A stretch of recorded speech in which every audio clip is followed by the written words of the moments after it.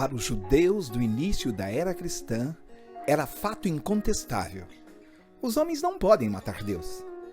Eles ainda não sabiam, mas estavam certos. Nenhum homem, nem mesmo toda a humanidade, podem superar o poder de Deus, conforme descrito no Salmo número 2. A menos, naturalmente, que Ele o queira. A menos que Ele o permita. Olá, bem-vindo à Casa de Oração Ágape, um espaço em que compartilhamos esperança fundamentado nas Sagradas Escrituras. Sou o pastor João Antônio Pereira e neste episódio abordaremos o tema Morreu como um cordeiro, ressuscitou como um leão. Certa tarde, Pedro Lucas, meu filhinho de 4 anos, fez uma pergunta inocente, bem propícia para a idade dele. Pai, o Homem de Ferro morreu? Como assim? Os heróis não podem morrer. Eu imagino a cara de espanto dos judeus diante da revelação de Isaías 500 anos antes do menino Deus nascer em uma manjedoura e ter a sua morte anunciada como cordeiro levado ao matadouro.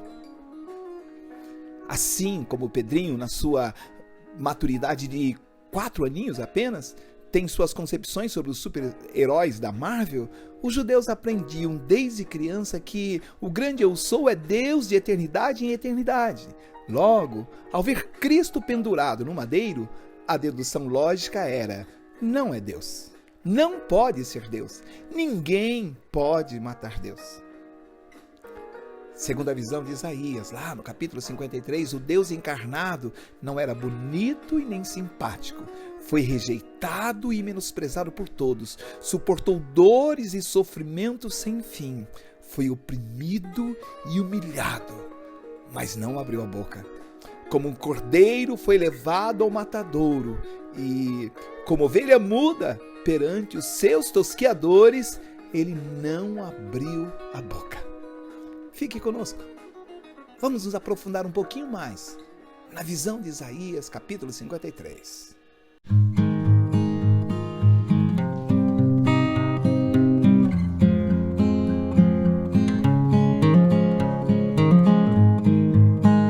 Aqueles homens, nem mesmo 1 milhão iguais a eles, poderiam jamais tê-lo preso. Mas o que se torna cada vez mais aparente quando a profecia de Isaías se desenvolve é que Jesus está simplesmente se doando a eles, entregando-se por eles e não apenas para eles. Quão poucos percebiam que tudo o que ele fazia era da vontade dele. Era a vontade dele que estava sendo cumprida e não a dos judeus. Na ânsia de matá-lo, não percebiam que, mesmo no seu desamparo, era ele que governava e dirigia os eventos. Já ouvimos tantas vezes essa história de que Jesus morreu como um cordeiro, sem se queixar, que não nos comovemos mais com isso. Parece algo natural, corriqueiro. O ungido do Senhor aceitou a sua prisão sem discutir. Rejeitado, moído, com a face manchada de sangue, não abriu a boca. Ao contrário, as Sagradas Escrituras nos dizem que o Senhor fez cair sobre ele a iniquidade de nós todos. E o que talvez seja ainda mais chocante é a visão de Isaías 53 que diz: todavia ao Senhor agradou moê-lo. A visão de João em Apocalipse é tão intrigante quanto a visão de Isaías 43. Observe.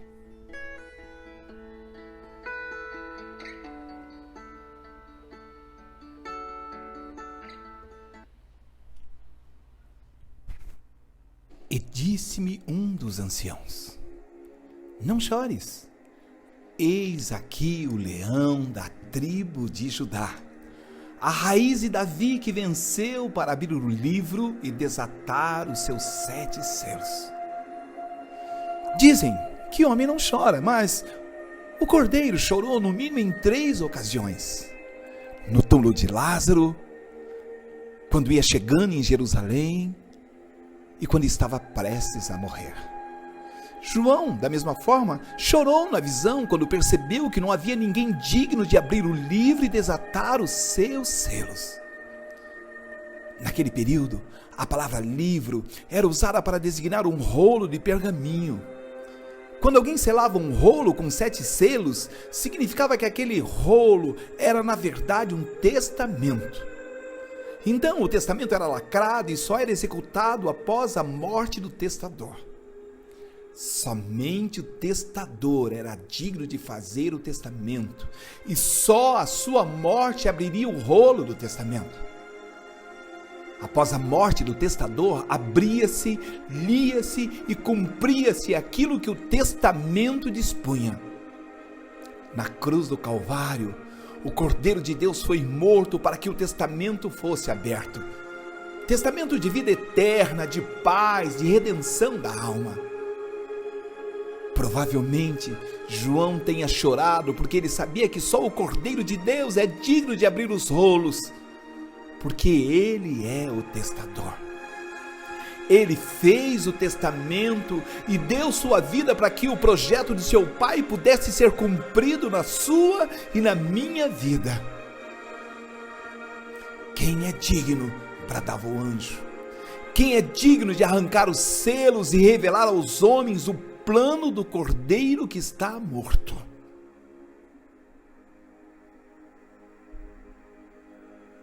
Jesus não era um herói, era um cordeiro. Morreu como cordeiro porque era um cordeiro sacrificial para propiciar a justiça de Deus e tornar possível a sua misericórdia. A graça do Cordeiro de Deus abraçou a humanidade. Na verdade, todos os cordeiros que tinham sido ofertados como sacrifício na história humana apontavam para este.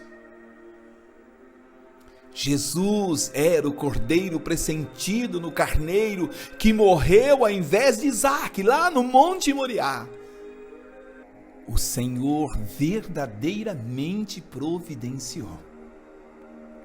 Ele era a verdadeira e última expressão do Cordeiro Imaculado da Páscoa, cujo sangue abrigou Israel da ira de Deus no Egito. Mas por que ele tinha que morrer, e morrer de forma tão horrível? Simplesmente porque ele era a propiciação pelos nossos pecados, e nele tinha que recair a justa ira divina e imparcial de um Deus santo, que não pode ter treva alguma. A Bíblia nos ensina que a salvação é um dom gratuito de Deus para nós, mas não foi gratuita para o Cordeiro. Porque Deus igualmente foi oprimido e afligido, mas não murmurou. Ele foi oprimido e aflito, tanto por Deus quanto pelo homem, mas não abriu a sua boca. Diz as Sagradas Escrituras que como cordeiro mudo foi levado ao matadouro, e como a ovelha muda perante os seus tosquiadores. Assim ele não abriu a sua boca. No jardim do Getsemane, Deus depositou o cálice da sua ira diante dele para mostrar a ele o que tomaria. Você se lembra daquela cruz? Naquele lugar Deus escondeu o rosto dele. Durante 3 horas o sol se recusou a brilhar sobre a cruz. Trevas pairaram sobre a terra. Todavia, mais profunda era a escuridão remoendo a alma do Redentor. O rosto de Deus se recusou a brilhar sobre seu filho.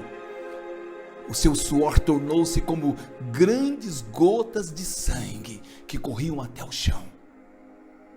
Sobre a cruz foi oprimido e afligido pelo homem. Os que passavam maneavam a cabeça para ele e diziam: desce da cruz. Os sacerdotes igualmente zombavam dele como um desamparado por Deus. Os próprios ladrões fizeram o mesmo diante dele por 3 sombrias horas. A submissão de Jesus como ovelha deu a ele a autoridade de um leão. Você consegue imaginar o rebuliço que deve ter acontecido no inferno quando o cordeiro ressurgiu rugindo como um leão, declarando a sua derrota? O leão mostrou ao inimigo que ele é a autoridade, dele é o governo na terra e que Satanás já está derrotado. Ele não tem lugar no território santo do Senhor. Lembra-se do recado do anjo a João? Não chores, o cordeiro morreu, mas ressuscitou como um leão, aleluias! Pois é, esse recado também serve para cada um de nós. O rugido do leão da tribo de Judá nos ensina que ele ressuscitou e foi-lhe dado todo o poder no céu e na terra. Que fazer discípulos, batizá-los e ensiná-los a guardar todas as coisas que ele mandou, e que estará conosco todos os dias até a consumação dos séculos. Que uns ressurgirão para a vida, desfrutando do gozo do Senhor, enquanto outros para a perdição eterna, onde será castigado por Deus eternamente. Que ele é o dono do tempo e no meu tempo, no tempo dele, diante dele, todo joelho se dobrará e toda língua o louvará por quem ele é. Aleluias!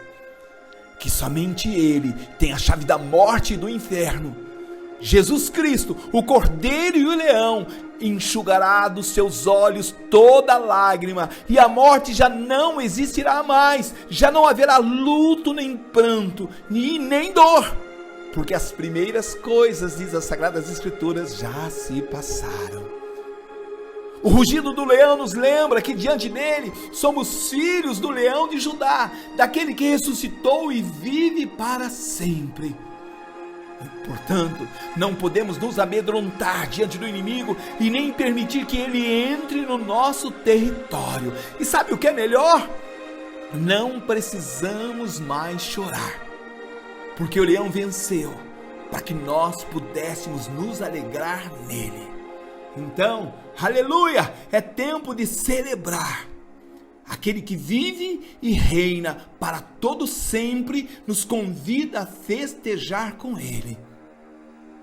Você não pode ficar de fora, pois o seu nome também foi escrito no livro da vida. O leão poderoso, forte e valente, ruge hoje convocando você para se prostrar perante ele e levantar um incenso de louvor e adoração.